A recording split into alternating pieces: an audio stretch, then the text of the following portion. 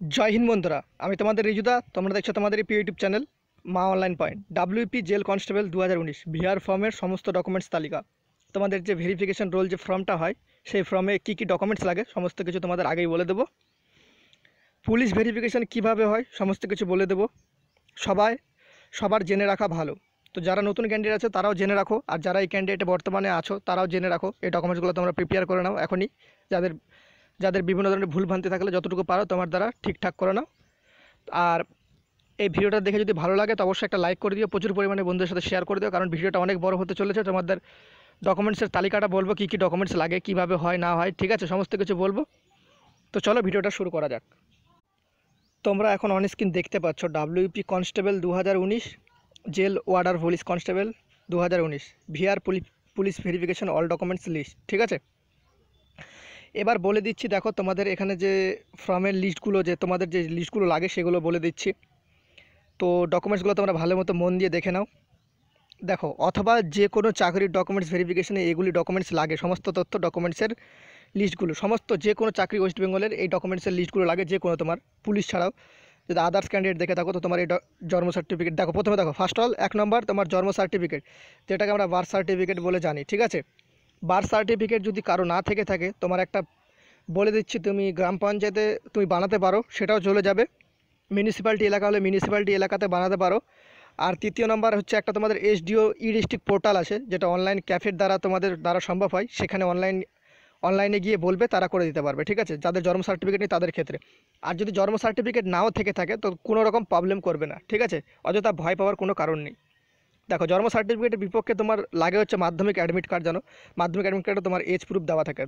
তো জন্ম সার্টিফিকেট থাকলেও ভালো, না থাকলেও ভালো, মাধ্যমিক অ্যাডমিট কার্ড তো সবার কাছে থাকে। তো মাধ্যমিকের অ্যাডমিট কার্ড দিয়ে তোমাদের সেই ভেরিফিকেশনটা চলে যায়, ঠিক আছে। দ্বিতীয় নম্বর ডকুমেন্টস গেলে, এবার তৃতীয় নম্বর ডকুমেন্টস যেটা তোমাদের দেখে নাও এখানে, অল কোয়ালিফিকেশন সার্টিফিকেট, তোমাদের সমস্ত পরীক্ষার ডকুমেন্টস এবং সার্টিফিকেটগুলো দেখে নাও। তোমরা যদি মাধ্যমিক পাস হও তাহলে মাধ্যমিক পাসের সমস্ত রকম তোমাদের ডকুমেন্টসগুলো লাগবে। তোমাদের মাধ্যমিক পাসের যে সার্টিফিকেট, তোমাদের রেজাল্ট, তোমাদের মাধ্যমিকের অ্যাডমিট কার্ড, রেজিস্ট্রেশন সমস্ত কিছু করে নেবে, ঠিক আছে। তার সাথে যদি তুমি এইচএস দিয়ে থাকো তো এইচএসেরও সেম। আর গ্র্যাজুয়েশন যদি দিয়ে থাকো, কলেজের সার্টিফিকেটগুলো তারা লাগবে, ঠিক আছে। এইভাবে বুঝতে পারলে আশা করি তোমরা বুঝে গেছো। দেখো, চতুর্থ নম্বর হচ্ছে তোমাদের 4 নম্বর কাস্ট সার্টিফিকেট, ঠিক আছে। তোমাদের কাস্ট সার্টিফিকেট, যাদের কাস্ট সার্টিফিকেট, যারা ইউআর তাদের তো এটা লাগে না। যারা ওবিসি আছে তাদের ওবিসি লাগবে, এসসি থাকলে এসসি লাগবে, এসটি থাকলে এসটি লাগবে। তোমাদের কাস্ট সার্টিফিকেটটা সেখানে দেখবে, ঠিক আছে। এবার ID ID card, voter card, PAN card, Aadhaar card, driving licence, ration card, তোমাদের সমস্ত আইডি কার্ডগুলো, ঠিক আছে।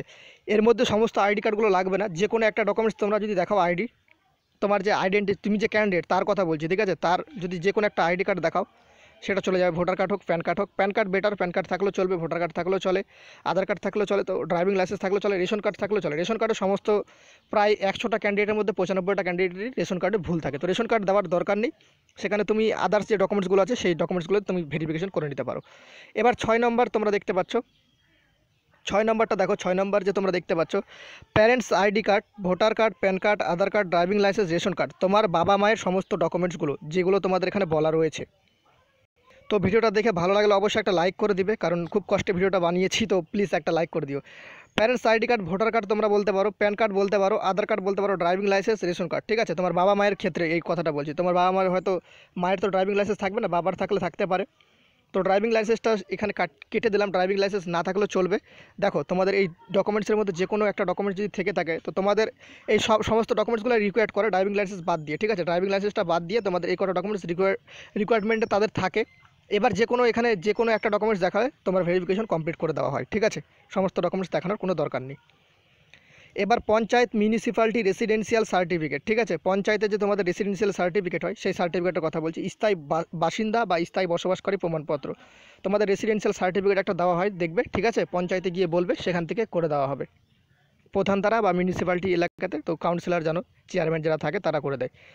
তো ল্যান্ড ডিড সার্টিফিকেট, তোমাদের যে জমির দলিল, জমির খাজনার রসিদ, ঠিক আছে, ও জমি সংক্রান্ত যে কোনো কাগজপত্র যদি তোমাদের থেকে থাকে তাহলে সেখানে চলে যাবে। তোমাদের জমি সংক্রান্ত মানে তোমাদের যেই জায়গায় বসবাস করছো সেই জায়গার একটা কাগজপত্র লাগবে, ঠিক আছে। তো দেখো, ভোটার লিস্ট থাকবে, ভোটার লিস্টও লাগে। ভোটার লিস্টে কী লাগে সেটা তোমাদের আমি বলে দিচ্ছি, দেখে নাও। এখানে অন স্ক্রিন দেখতে পাচ্ছ ভোটার লিস্ট 9 নম্বরটা।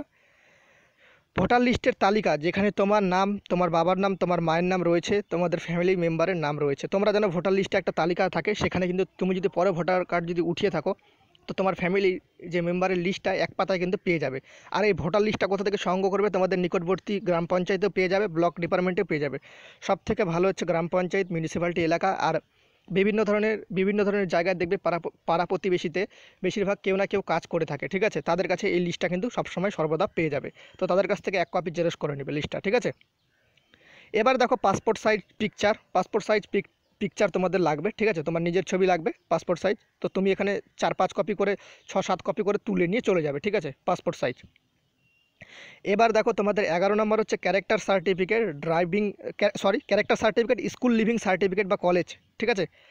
তোমার নিজের ক্যারেক্টার সার্টিফিকেট ও school college leaving certificate, character certificate school college leaving certificate সেমই হয়, ওখান থেকে ক্যারেক্টার সার্টিফিকেট ওটাই লিভিং সার্টিফিকেট, ঠিক আছে? তোমরা যদি স্কুলের ক্যান্ডিডেট হয়ে থাকো, উচ্চ মাধ্যমিক যদি পাস দাও, সেক্ষেত্রে উচ্চ মাধ্যমিক পাসের তোমাদের স্কুল লিভিং সার্টিফিকেটটা নিয়ে যাবে। আর মাধ্যমিক আর উচ্চ মাধ্যমিক যদি একই স্কুল থেকে করো তো দুটোই কিন্তু স্কুল লিভিং সার্টিফিকেট দেয়, মাধ্যমিকের পরেও দেয়, উচ্চ মাধ্যমিকের পরেও দেয়। তো যে কোনো একটা যদি তোমার কাছে দুটো না থাকে, একটা হয়ে থাকলেও কোনো ব্যাপার না, একটা দেখালেও চলে যায়, ঠিক আছে? এবার কলেজের ক্ষেত্রেও সেম, কলেজে তুমি যদি সার্টিফিকেট সেখানে শো করো তো কলেজ লিভিং সার্টিফিকেট কিন্তু তোমাকে অবশ্যই সেখানে দিতে হবে, ঠিক আছে? আশা করি তোমরা সমস্ত কিছু ডকুমেন্ট সম্পর্কে যে তোমাদের ডাউট ছিল সেগুলো ক্লিয়ার হয়ে গেছে। আর কোনো রকম যদি জানার ইচ্ছা থাকে তো তোমরা অবশ্যই আমাকে কমেন্ট করতে পারো। দেখো এই সমস্ত ডকুমেন্টসগুলো তোমরা 3 কপি জেরক্স করে এই গ্যাজেটেড অফিসার দ্বারা অ্যাটাস্টেড করে নেবে। এখানে 3 কপি আমি বলেছি, তোমরা পারলে 5-6 কপি করে রাখবে। এই গ্যাজেটেড অফিসার মানে তোমাদের স্কুলে হেডমাস্টারও চলবে, ব্লক ডিপার্টমেন্টের যে বিডিও, জয়েন্ট বিডিও তাদেরও চলবে।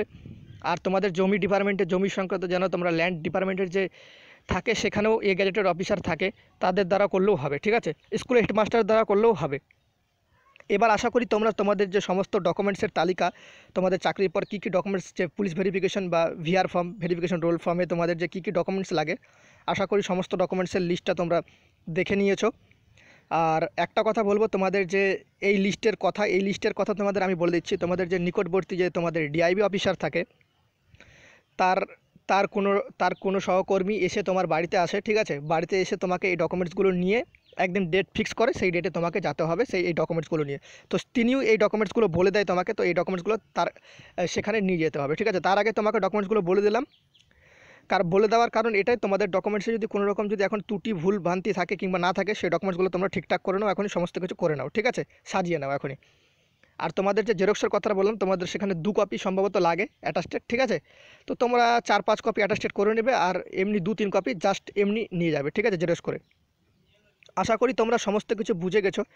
আর ভিডিওটা দেখে যদি তোমাদের ভালো লেগে থাকে তো অবশ্যই একটা লাইক করে দিও, কারণ তোমাদের জন্য এই ভিডিওটা তৈরি করা, তোমাদের ডিমান্ড ভিডিও এই ভিডিওটা। দাদা ভেরিফিকেশনের টাইমে কী কী ডকুমেন্টস লাগে, আর তোমাদের যে ডকুমেন্টসগুলো লাগে, কিংবা এখানে যে দেখলে বার্থ সার্টিফিকেট তোমাদের বলে দিলাম, বার্থ সার্টিফিকেট যদি তোমরা বানাতে চাও এখন পঞ্চায়েত থেকে, কিংবা যে সমস্ত ডকুমেন্টসগুলো বললাম যেভাবে তোমরা করতে পারবে সেগুলো তোমাদের একটা পথ দেখিয়ে দিলাম, সেগুলোভাবে করতে পারো। আর যদি বার্থ সার্টিফিকেট কারো না থাকে তো সেক্ষেত্রে কোনো রকম প্রবলেম হয় না, মাধ্যমিকের অ্যাডমিট কার্ড দিয়ে চলে যায়। আশা করি তোমরা সমস্ত কিছু বুঝে গিয়েছো। আর যদি প্রবলেম হয়ে থাকে তোমাদের এর মাঝে, অবশ্যই তোমরা কমেন্ট করে বলতে পারো, আমি তোমাদের যথারীতি কমেন্টের উত্তর দেবো। তো চলো, জয় হিন্দ, জয় ভারত, দেখা হচ্ছে পরবর্তী ভিডিওতে। ততক্ষণ যেন তোমরা ভালো থাকো, সুরক্ষিত থাকো।